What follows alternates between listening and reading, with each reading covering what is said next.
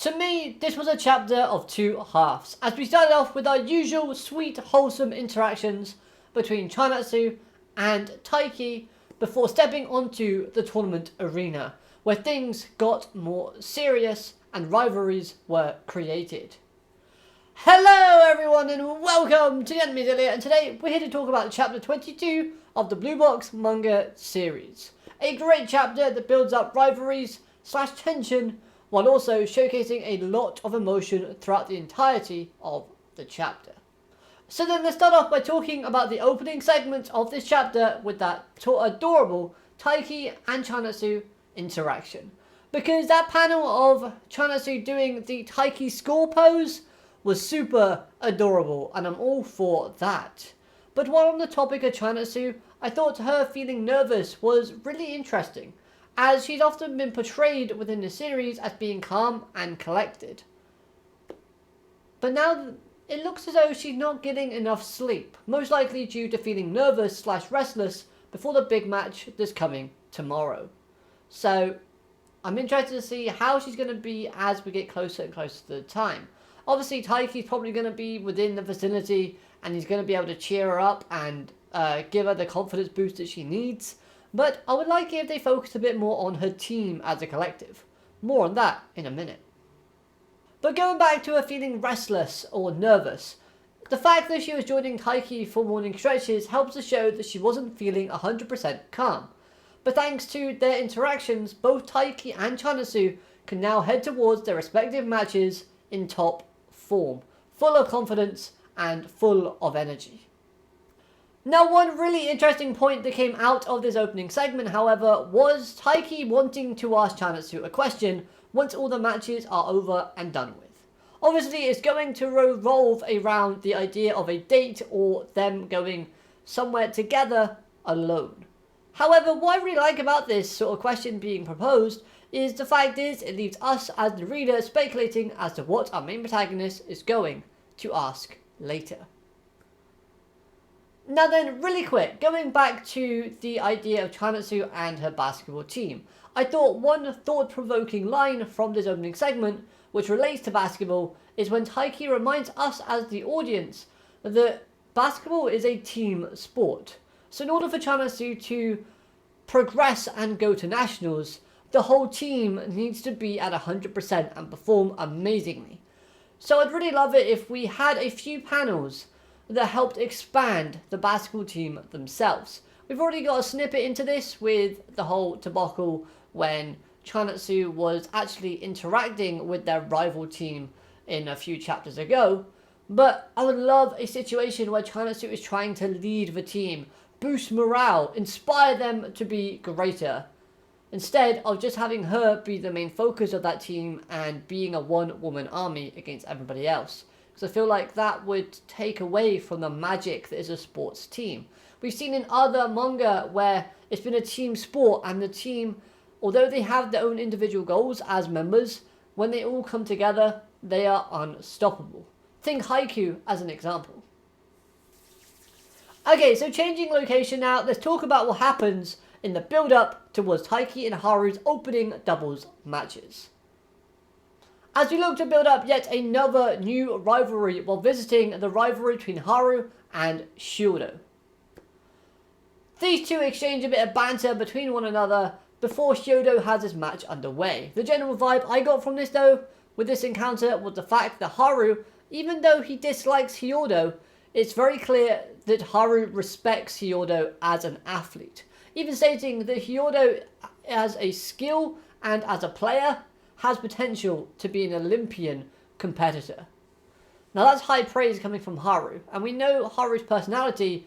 He's quite big on himself and isn't really too fond of speaking highly of others unless they deserve it. So the fact that Haru made that particular statement just goes to show how strong, how good of a player Hiodo actually is, and we see a glimpse into that right here. One other thing though that I really did like as well, while on the topic of Hiodo, is the fact despite how strong and overwhelming Hiodo looks, Haru seems confident and smiles when Taiki comments about the match that is being played in front of them. So could Haru's fortune be up on the rise thanks to him teaming up with our main protagonist? I can't wait to see what's going to happen when Team Taiki and Haru face off against Shieldo and his teammate, because that's going to be a fantastic match.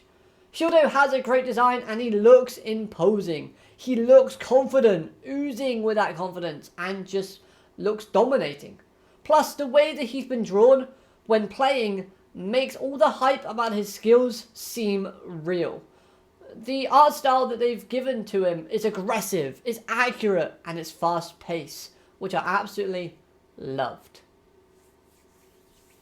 Now then, before Taiki and Haru can even think about facing Hiodo, they look to be going up against a new set of characters. A character that we get introduced to here, who's a new character that could be Taiki's new rival, is Yasa. A very sleepy looking badminton player, and the fact that he is looking rather sleepy and is sleeping in a competitive environment, which is obviously where the tournament's being held, just goes to show how confident he is in his own skills. He's so relaxed, he can just fall asleep easily in a place where lots of people are so nervous that they just can't help but feed off the adrenaline, or, they can't relax. Yet he's able to do so perfectly. But with that being said, he does come with a very negative attitude, thinking that Taiki, being as nice as he is therefore not going to be any good at the sport of badminton, because he believes that nice people are not good at the sport. My question is though, yes, you can be aggressive and fast in badminton, especially with the shots that you need to pull off, but it's not really a cutthroat sport. So I don't think you need to be bloodthirsty in order to actually, progress and do well. Taiki has a very strong conviction, a very strong will, and a realistic goal that he wants to achieve. So Taiki's going to find some way to overcome that and win. Now, as for Yasai's design, I really do like it. And obviously, the way the character's been presented so far, I think it's great. He's going to make a good rival for Taiki, and once those two get exchanging in words, it's going to become quite heated quite quickly, because of, obviously, Yasai's overconfidence and his arrogance. But his introduction does make me a little bit worried for both Taiki and Haru's doubles chances within this tournament, as both characters seem to be building rivalries in the singles categories. Haru beating Shieldo with Taiki as his doubles partner wouldn't prove anything, and Taiki wouldn't be able to prove that kindness can excel in badminton if he wins with Haru on his team as well, because we all know Haru's personality. Haru, for the most part, is quite, proud, quite prideful, and, well, arrogant. So, in that respect, each character would have to beat their respective rival in a singles match in order to prove that they've overcome the odds and they've managed to beat and basically, prove their rivals wrong, and shown that they have progressed to the point where they are better than the people they've been trying to overcome. So I don't think we're going to see Taiki and Haru progress very far in this doubles tournament. I really don't. Now, this could lead to obviously more development between the relationship of Haru and Taiki, in it being quite strained, because Haru could feel like Taiki's let the team down, or vice versa. But at the same time, I do think the money matches are in the singles. So we'll have to look forward to that one. Nevertheless though, I still think we're going to get some very good things out of the doubles matches when they come. But I just can't see our protagonists going very far. Overall, I really did like this chapter. It was a fantastic chapter overall. It's a good transitional chapter that helps build up things as we move towards some hopefully great matchups. We had an amazing cover image that just looks really cool. I like the sort of watercolor arty type of style they've gone with here. It doesn't look super digitalized, it looks more like it's been painted on a canvas. And that, looks beautiful.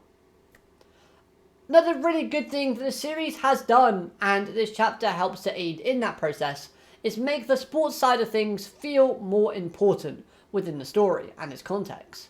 Instead of just being this side feature, with the romance obviously being the main focus of Blue Box, the sport is slowly but surely edging out that balance, making the manga seem more balanced in sports and romance, giving us that great synergy between the two.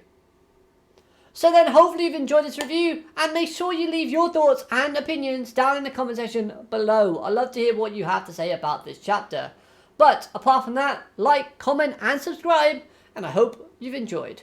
Have a great day, alligator, matane, goodbye.